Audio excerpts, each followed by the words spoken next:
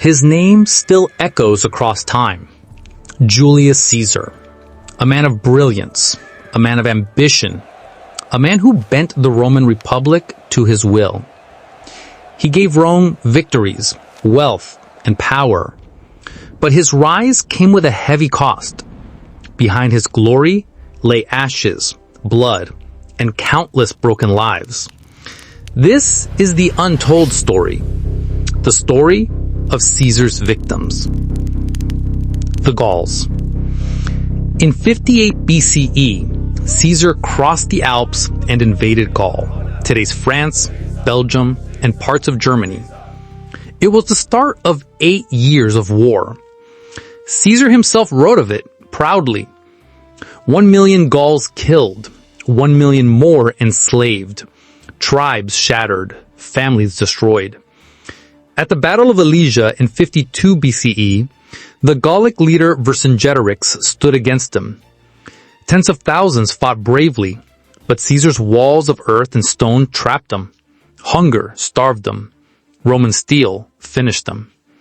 When Vercingetorix finally surrendered, Caesar paraded him through Rome in chains. Later, the proud leader was strangled in a dark cell. Entire tribes disappeared. The Eburones were nearly wiped from history, slaughtered or sold after they dared resist. Villages were burned, sacred druid sites looted. The voice of Celtic culture grew silent. For Rome, it was a victory. For Gaul, it was a genocide. A nation turned into slaves. A proud people erased from the map. Political enemies. Caesar's hunger for power was not only fed in Gaul, it reached Rome itself. The Senate grew afraid. The optimates, the conservatives, called them a threat. And soon, Rome was at war with itself.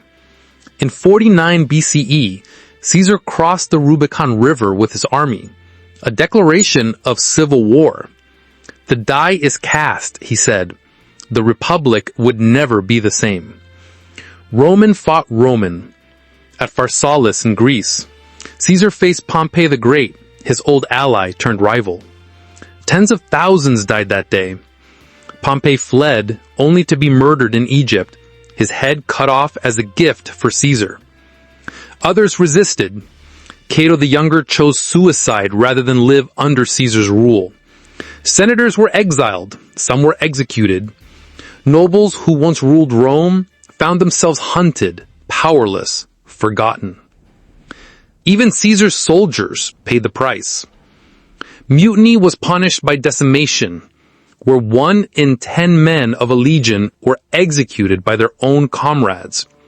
Imagine soldiers drawing lots, waiting to see who must kill his brother in arms, who must die by his friend's swords. Caesar's victory was Rome's loss. The Republic's traditions, built over centuries, lay broken. The Senate bowed to one man. Egypt. Caesar's ambition did not stop in Rome. He sailed to Egypt, caught in the civil war between young Pharaoh Ptolemy XIII and his sister Cleopatra. Caesar took Cleopatra's side. The price was blood. At the Battle of the Nile in 47 BCE, Ptolemy's army was crushed. Thousands drowned as they fled across the river. The boy king himself, only about 15 years old, sank beneath the waves and never rose again. During the siege of Alexandria, flames spread. The legendary Great Library of Alexandria, home to hundreds of thousands of scrolls, was partially destroyed. Centuries of knowledge lost forever because Rome brought war to Egypt's streets.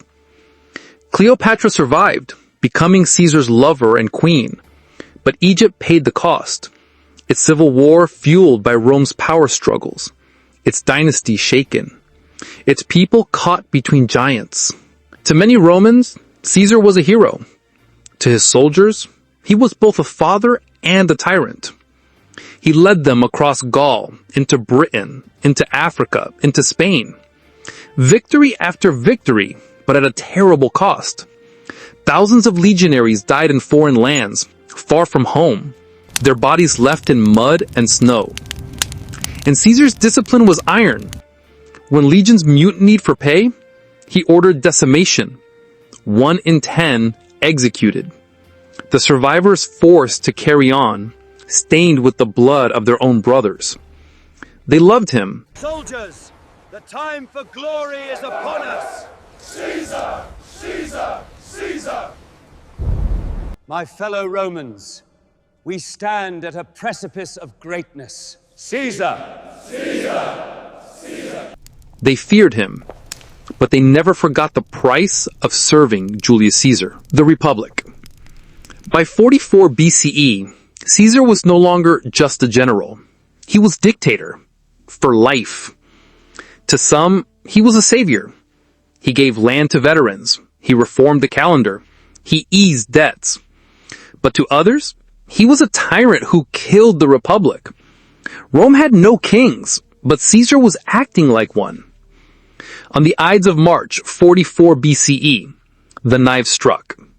Brutus, Cassius, senators who claimed to defend freedom. They stabbed him 23 times on the very floor of the Senate. Caesar fell, but his death did not save the Republic. Instead, it unleashed more civil wars. Mark Antony, Octavian, Brutus, Cassius, all fighting for control. Rome's freedom was gone forever. In its place rose an empire, ruled by emperors who wore Caesar's name like a crown. Legacy: hero or tyrant? Who was Julius Caesar? To some, he was Rome's greatest general, the man who reformed the calendar, who brought stability, who opened citizenship to more people, a genius, a visionary, a hero. But to others, he was a monster, the butcher of Gaul, the destroyer of tribes, the killer of the Republic. His name gave birth to titles: Caesar, Kaiser, Tsar, echoes of his power that lasted for centuries. But the people who died by his sword, the Gauls, the Egyptians, the senators, the soldiers, the simple families in Britain and Spain, their voices were silenced. Julius Caesar carved his name into history, but he carved it with blood. And the question remains, even 2,000 years later, was he Rome's greatest hero or its greatest tyrant?